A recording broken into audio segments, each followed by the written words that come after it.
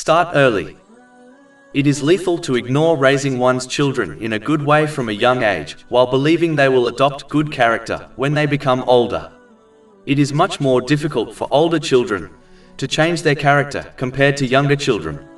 Therefore, parents must ensure they teach and guide them from a young age.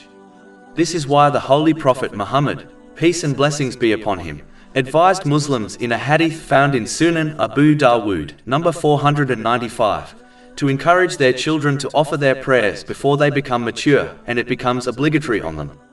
This hadith can and should be applied to all aspects of a child's life. This early preparation ensures children adopt good character before they become set in their ways.